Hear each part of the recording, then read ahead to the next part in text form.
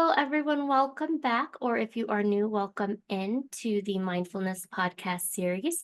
We have a very special guest with us, Nyemade Biowu. Did I pronounce your name correctly? Yes, yes. Oh, good. I'm so glad. We're so honored to have you here. Nyemade is a digital content strategist. So I'm not sure how many of you out there who are already life coaches or mental health and wellness professionals are in need of a digital content strategist, but that is what she does. Can you tell us a little bit more about that? Sure. Hi, everybody. Thank you again so much for having me, Veronica. So yes, as a digital content strategist, I do a lot of content creating on my own end. Like on my end, I make reels and videos and things like that. But I also do it on behalf of clients, and I do social media management for them. And I can do a lot of hands-on or hands-off. That's why I'm a content strategist or consultant, because sometimes businesses just want me to go over their social media, businesses, and I've worked with coaches as well, go over their social media, give them some tips and guidance.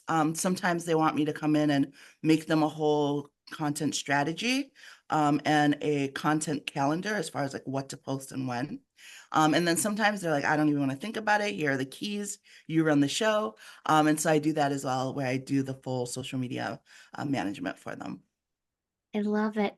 Why Why is social media management so important? I know like a lot of people, even myself included, I'm ashamed to say, when I started off my social media journey, I thought, oh, I can do this all on my own.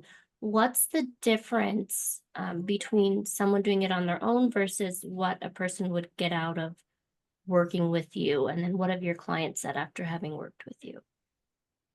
It's just a matter of getting someone who is more in the trenches, if you will, right? So I can quickly tell you like what's trending right now, what's really going on. And it's hard sometimes when you have your own business, because a lot of business owners want to do their business. They don't necessarily want to do marketing and social media and all of that, but that's a huge part of it. It's a huge part of being seen, and it's a huge part of getting clients right now. So social media plays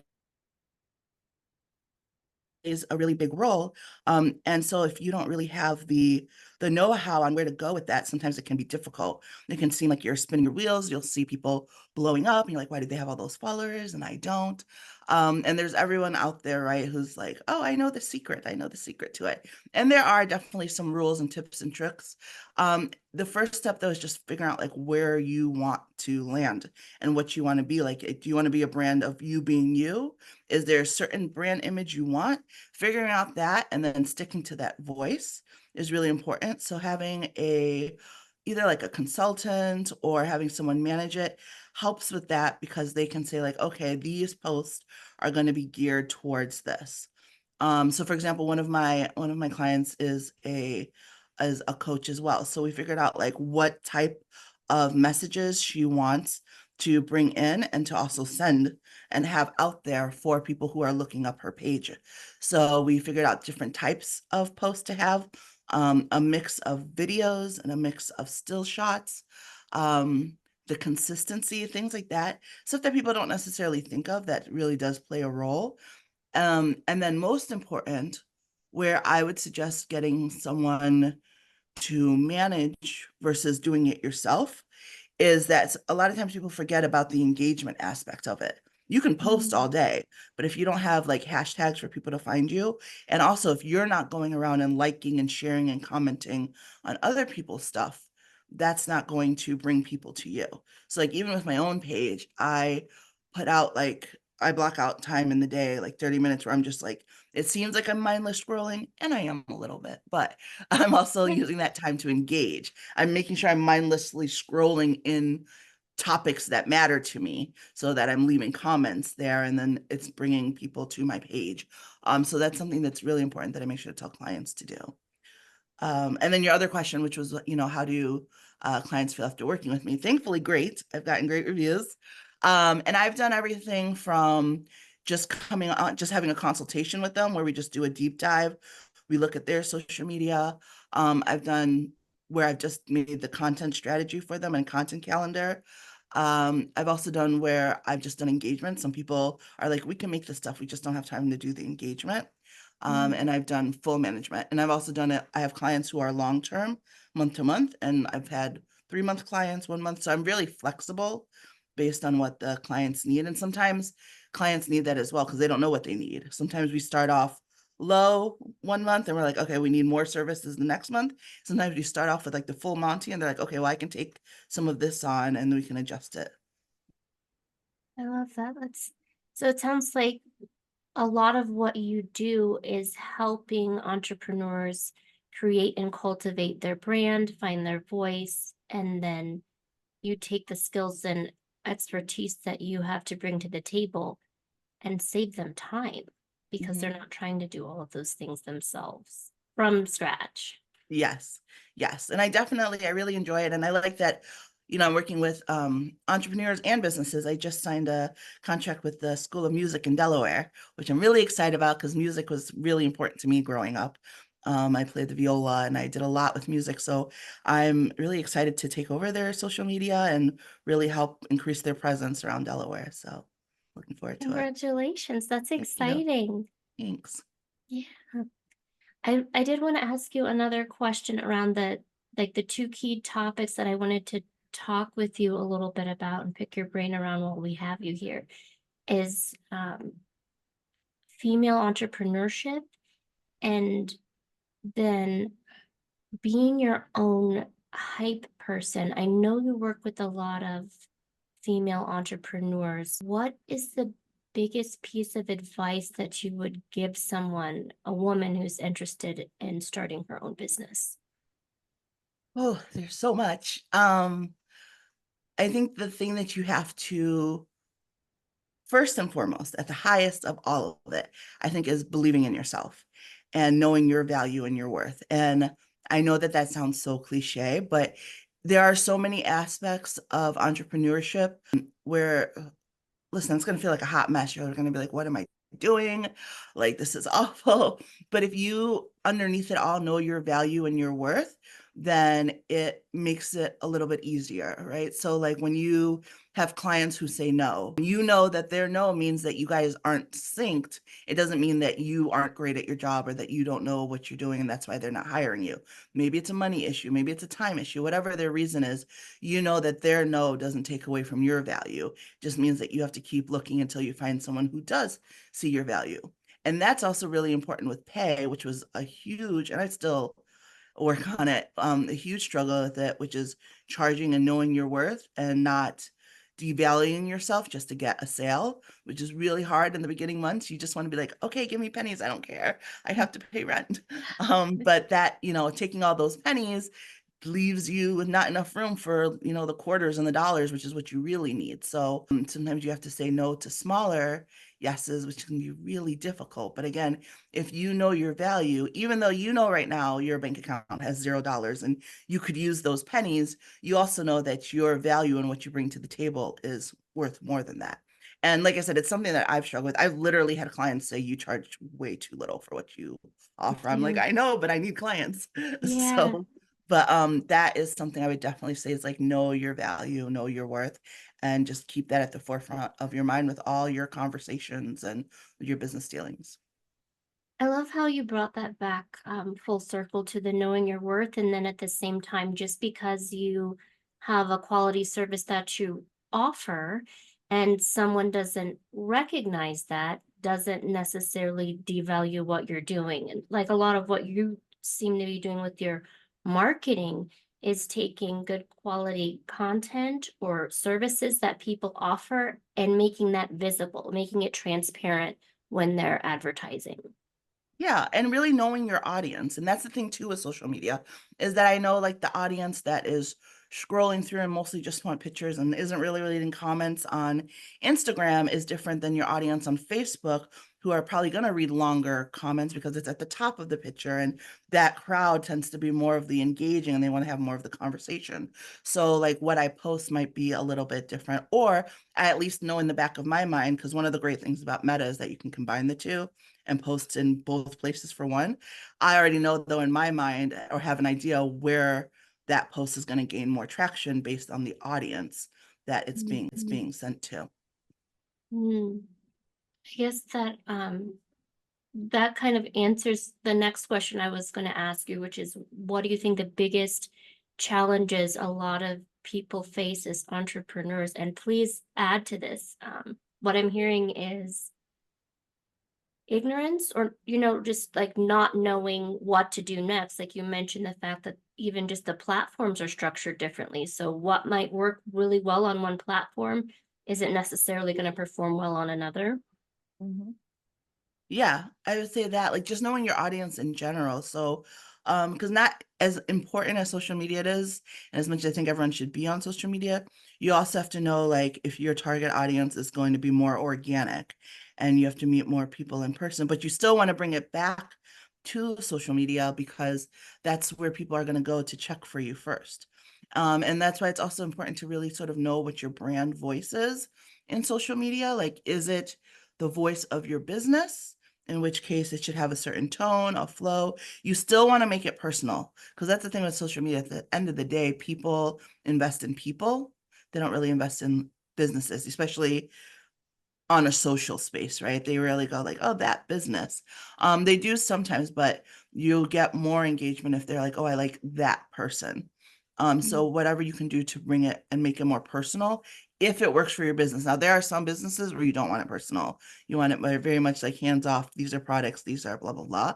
And that requires a different type of strategy for posting. But either way, just knowing that brand voice, what you want your brand voice to be, and also finding that consistency because that's a huge thing too. Is a lot of times people, it's hard because sometimes you'll post stuff and you only get like one like, one comment, if that, and you think nobody is watching, but you want to keep going, A, because you never know when something will go viral. It might be something old that someone found and shared, and then B, you also want to have that foundation in place that if you do go viral or if something does take off, people can look on your page and say, oh, this person has been around. Because I think we've all seen where a video or something goes viral and you click on that person's page and like that's the only video like that, or they don't have any other content and you're like, meh. Versus like if you click on their page and they have a whole bunch of other stuff, you're gonna follow them. So like I had a video go viral once and got like 6,000 followers in like a matter of like a month or so. But that's because prior to that, I had like 2 years of like my videos with a few hundred likes. So it was, it went from a few hundred views to 3 million views. So you never know when that will happen. But me staying consistent with my posting meant that when people saw the one viral, went to my page, they're like, oh, she does this type of stuff all the time. I'm going to follow her to see more of it. So you want to make sure that you have that consistency in place for people to see. With your brand. That makes sense as if people are buying into a brand, but it's not really there. There's nothing to buy into. And Right. so the clients that come to you recognize that them building a successful brand will translate into sales for their Yep. business. What is a tool that helped you to progress the fastest in a short period of time? In a short period of time, in terms of being an entrepreneur for yourself and then also for your clients. The product I use is Canva a lot. And I love it because you can put together like teams and you can share it across the board.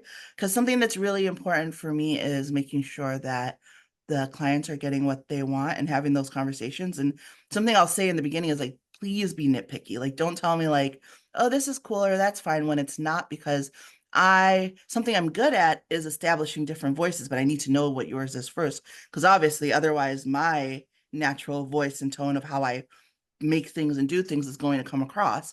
But I want to make sure that it's in your voice, and to figure that out, like I need you to be nitpicky. So I ask all those questions and um, really speak to people. And then I also think having coaches and having guidance is so important, especially as entrepreneurs, because what I found very quickly is, well, A, when people say your first year is a struggle, they are not lying.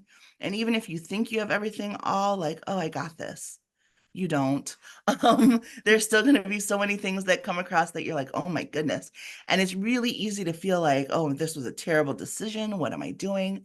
And I found that like having those conversations with non-entrepreneurs, even super supportive ones, usually sound like, well, you tried, good job. It's okay if you need to get another job, blah, blah, blah. And you're like, Thank you. And I know you're trying to be supportive, but having those conversations with other entrepreneurs are like, yeah, it's terrible. It's awful, but you got in this for a reason. It's going to keep being awful, but it will get better. Like, stay strong. And I think it's so important to have those conversations with those people because the other ones, they're not trying to be like discouraging. It's just that they are very much like 9 to 5 minded people. Again, nothing Yes. wrong with that. And then there's entrepreneur minded people. And it's really hard to understand, to make people who are not natural risk takers to Yes. understand that because they instantly want to go back to the comfort of like, oh, I have my 9 to 5 and stuff. So they're always going to guide you that way. So if you're already questioning yourself, it's going to be quick. But when you talk to other entrepreneurs, especially those who have made it to the other side, and I try on my page to be really transparent about my struggles. Like, I tell people when I'm going through it because I feel like I constantly hear stories of successful entrepreneurs who are like, oh, the beginning was so rough. Oh, it was so hard. I had so much to overcome. And I'm like, but what did you have to overcome? Like, why was it so hard? How did you overcome? And I always wish, like, like there was a way to go back and see those people in their beginning stages. So, like, for me, especially in my stories, not as much on my page, but definitely in my stories, it's like my own personal journal vlog of like the struggle, but hopefully it helps other people as well. Because I know that people who, again, are successful now, if I mention it, they're like, oh, yeah, we went through this. Like, I had this happen, I had this happen. And you would never know that from where they are now. And you wouldn't have known it from back where they were then because you don't really show those things, right? Like, unless you're in my stories watching me on the day to day, if you're just looking at like and I always say this, like, Instagram is almost like a magazine cover of your life versus like your Yes. stories are like the behind the scenes. If you're just looking at my magazine's covers, like I'm doing great, winning awards, getting clients, it's all wonderful. And it is wonderful. But in between there is like a lot of not wonderful. Like, I cried half of this morning because I was going through it. But like, that's part of the struggle, and those moments lead to the other moments. And it's just important as an entrepreneur, as anybody in social media, to remind yourself that you can't compare your real life to someone else's highlight reel. And that's what most people's social media are. And not even necessarily because they're trying to be deceptive. It's just because who wants to complain all the time on social media, right? Like, they want to share their happy moments. Meanwhile, you're struggling and only seeing their happy moments. So just remembering that behind those happy moments are struggle. Some people share them and some people don't. But having like coaches or people who have been down that path before, I think is very important as an entrepreneur. Mm, That's excellent advice. I love how you started off with it being a mindset, being an entrepreneur, being a mindset, and then shifting into who do you spend your time with? Like if you think you want to be an entrepreneur and then you're not spending time with people who value that, you're spending time with people who, if you have a rough day, they're ready to pat you on the back and take you out for a nice dinner because you tried instead of encouraging you to keep going. Right. Yep. I did want to ask you too, and maybe you answered this in a way already. What would you say is the biggest lesson that you've learned about yourself through becoming an entrepreneur? I have learned a lot. Um, One of the things that I've really had to reconcile with myself is that, like, I'm not as work disciplined as I thought I was. And like, and I've always had areas in my life where I struggled, but I was always like, when it comes to work and stuff, I'm on it. And before becoming an entrepreneur, because I was in banking for 16 years, and a lot of the stuff that I do now, because besides doing the social media strategy, I also do trainings. I put together training courses for businesses and different topics. Social media is one of them, but like mental health, I do a lot in the mental health field. I also can put together programs for businesses that need to roll out different programs, things like that. But one of the things that I did to sort of make this journey over was like, I used to have to work all the time, like all the Mm, time, because I knew what my goal was. My goal was to become this entrepreneur, my real goal is to be a snowbird by 40, where I can like live up north for part of the year, live down south for part of the year, like just work wherever. That's the ultimate Yes. goal. But I knew that, I knew I wanted to make that path. So I was like, okay, well, I got to do it. So if it was like getting up early before work to do some of my work, then working my 9 to 5, then closing one laptop, opening another, and getting back to work on the stuff, like I did what I needed to do. So I thought when I became an entrepreneur, it was like, okay, well, I have more time, but I'll just block it in better and life will be good. Oh Lord, no. What happened was I was like, I have time. I forgot what it was like to have time because I've been like hustling all of these years. And so all of a sudden I was like, I'll get to that. I'll get to that. And then I was like, oh no.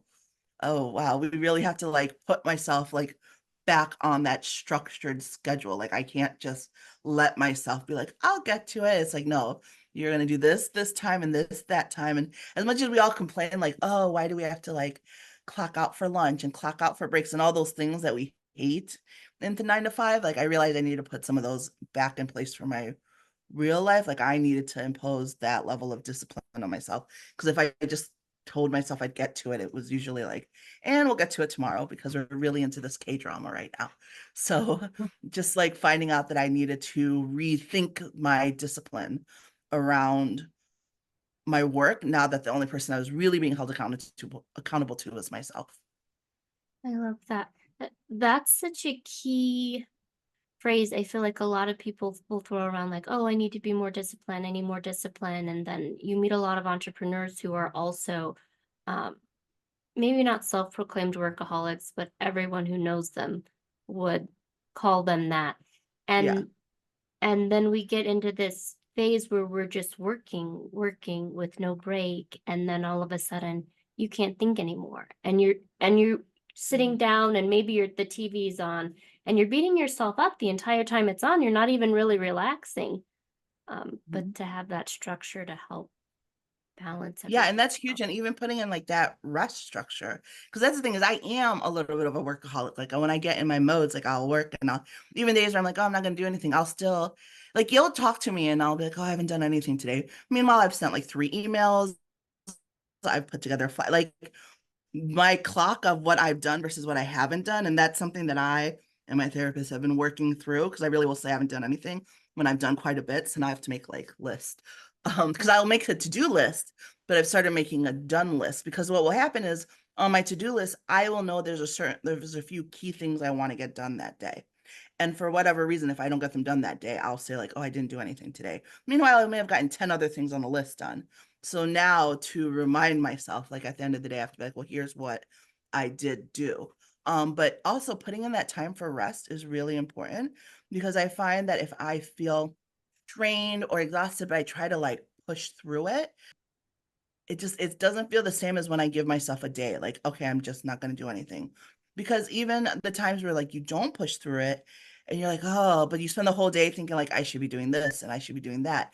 It's not really a restful rest. So Yeah, that you get done with that day and you still feel sluggish and crappy versus if you're like, okay, this day I'm not doing anything. I'm just relaxing, just gonna be me chilling. And then it helps. Like structuring in that time is important. that downtime.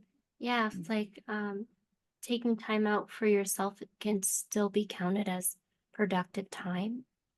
Yeah. Yeah. Yeah. Especially when you're in a creative field. And see, and that's part of my problem, and that's why I end up being a little bit of a workaholic, is that when I am finally able to chill and relax and whatever, like, oh, now I'm thinking of these ideas, like, oh, this would be great for this client, this would be great for me, this would be great. And then I want to like get back to it. Because that's the other thing that's been hard for me on this journey. I think a lot of times because many of us have work that is just like to pay the bills. So like even when I was in banking, I did a lot on the side of like things that I wanted to do with like programs and trainings, but like my job role was usually like something customer service related. So Mm, when I would think of work, it's like, oh, I have to go to work. But when you're an entrepreneur, usually you're doing something you love. That's why you're an entrepreneur. So work isn't really work. But for me, it's been hard getting my mindset out of that. Like, so I'll still think like, oh, I have to do work until I start doing work. And I'm like, oh yeah, I love this. Like yeah. now, so what will happen to me sometimes is like I'll spend most of the day being like, oh, I should work. I really don't feel like it, but I should. Then by the time it's late evening, I start working. I'm like, oh, I love this. So now I'm up half the night because I'm really into it. So I have to like remind myself in the mornings, you love it, just start it. Like just start doing it and you'll want to continue on doing it. And so I think that that's something that um it's just really important to remember, like that work isn't necessarily work for you anymore as an entrepreneur. But like I said, that's also what makes it easy to become a workaholic, is because you're like, oh yeah, I love doing this stuff. And so you want to pick it up and do it even when you're resting. And you have to be like, no, this is a rest day. We'll do that later. 100%. Yeah, to pull ourselves back out of that cycle to say, okay, like, even though this work is enjoyable, I still need to make time for me. And that's a Yep. priority so that when I'm working, it can continue to be productive work. Yep. Um, and I love your mention of uh, how did you say it? The done list. Yeah. Yeah, because I talk with a lot of people too who will say, "Oh, I have 100 tasks that I'm supposed to get done with throughout the week, and I feel like I didn't do anything." But Hmm. really, there were a lot of things that got Yeah. done. Yeah. But the things that were maybe you consider to be priorities might not have been at that optimal time of the day where you're most productive. Hmm. And Yeah. so the done list, yeah, then you can check that off and people aren't feeling It's been defeated. super helpful for me because I really do get down on myself for thinking that I haven't been productive. And my therapist would be like, well, what did you do today? And then I'd list off the things. And she'd be like, hello, you just told me you didn't do anything. You're You like, just that's gave me this 20 huge things. list of stuff. Yeah. So just to like bring it back to myself, like I make that done list. So that's been helpful. And also my to-do list. I used to make daily to-do lists, like these long daily to-do lists, and now I make them for the week. And like I'm more reasonable with myself. Like this is your week list. So I can also be like, okay, I'm doing this, this, and this today, and this, and that tomorrow. So I still feel like I have some flexibility. And also so I'm not pressuring myself to get these million things done, because the truth is some days I am on it. I am on the ball. I'm getting a million things done. We are like zoom, zoom, zoom. And other days it's a struggle to do one thing, you know? And so spreading it out to like, these are my weekly tasks allows me to not beat myself up too badly when I have days where I do 2 things versus 10 things on the list. I like that. Yeah, adding that structure and then giving yourself enough time to complete all of the tasks that you have done, spreading them out throughout the week instead of just throughout the day. And then after each day, when you haven't done 100 things, we're Right. not beating ourselves up over it. Mhm. We talked a little bit about the difference in mindset between like having a 9 to 5 and then transitioning into being an entrepreneur, the importance of structuring the day. And then I also wanted to ask you, what are some things that you do or that you recommend other entrepreneurs do when they're not feeling particularly motivated to build themselves up? Like in terms of their disposition, like their confidence and Rest is usually my first thing. Because I really do find that a lot of times you're just drained, you're just exhausted, you're overly taxing, and that's part of what's stopping your motivation, is truly like you're not giving yourself like a day. Like I would say really give yourself a full like 24 hours to be like, I'm not doing anything for work. No emails, no nothing for work. I'm just going to rest. And sometimes mm, that's really what you need, is that motivation. Because even like I was saying, sometimes as the rest settles in, your creativeness starts to come back and you start thinking of things and you want to get back to stuff. So sometimes that rest will re-spark your like, that I'm mm, excited to wake up, right? Because like today, you know, you can't touch any of your stuff, but tomorrow you can. So now you're looking forward to waking up tomorrow to work on this thing because you can't work on it today. So I think rest is incredibly important. And I think that also having in place examples of what you want to do, where you want to go, things like that. I pause because it's hard to say, because I'm also not big on like comparison. So you don't need, you like, it's a fine line, right? Like it's a fine line between having people that motivate you and then like comparing and making yourself feel bad that you're not there. So as long as you keep in mind, like what I was saying before, you can't compare your real life to their highlight reel. I do think it's good to have people in place where you can look to them and be like, this is where I want to go. These are the things that I want to do, especially ones that where you can see your journey. That's really what I love about social media, is that you really can see people's journeys for a lot of stuff. And that's been helpful for me. So I would say just having that example of, people, especially if depending on your field, if you're in an area where not necessarily a lot of people have flourished before, or not people who look like you have flourished, reminding yourself either A, that other people have done it and you can do it too, or B, that you're just an innovator. I spent so much of my life thinking that I was like so behind the ball on how I think that's different than how other people think. And then it wasn't until I'm like my 30s, early 30s, that I realized I wasn't behind the ball, I was ahead of the ball. Because what would happen is later on down the line, people would start thinking the same way. And I'm like, I've been saying that, or like I For was already years. into that. Yeah, like duh. And so like I spent all this time thinking I was constantly playing catch up with everybody when really I was a little bit ahead of everybody. And that's why we weren't syncing. But it wasn't. And that circles back to knowing your value and worth. And once I realized that about myself, it also changes how I work with people and deal with people, and people's knows, because I know it's not, versus before I'd be like, oh no, it's me. Now I'm like, it's okay, you just don't get it yet, you will. And I keep going. So I think that that's really important, is knowing where you are in that and having people to look towards, and also knowing that sometimes you're the person you have to look towards. Yes. Yeah, everybody doesn't have to get it, but like if God's put a purpose in your spirit, like a path that you're supposed to be in on, everybody might not be walking that path with you, Hmm. Yep. so they can't see it. And Yep. it's not your job to make them, just to keep going. Yeah. Yeah. Yep, Yeah. and just having that faith in yourself, and I'm a very faithful person, so I have that faith in God, and that's really helped me a lot, is my faith, especially because I've had like, I try to pay attention to signs and appraise about things. And I remember, because I feel like we all say like, oh, it's in God's hand, like everything happens for a reason. We all say it, but I think a lot of people don't necessarily believe it, when they say it. But I remember there were a couple of times, it was like in my early 20s, where an opportunity that I thought I had, or something that was supposed to happen, fell through, or it didn't go through. And then what happened later made me realize like how blessed I was that that didn't go through, or how blessed I was that something else happened. And so after having a couple times of like really truly clocking those moments, I'm like, okay, so everything happens for a reason. And like, as humans, we're gonna be disappointed when we don't get our way, or when we're working towards stuff.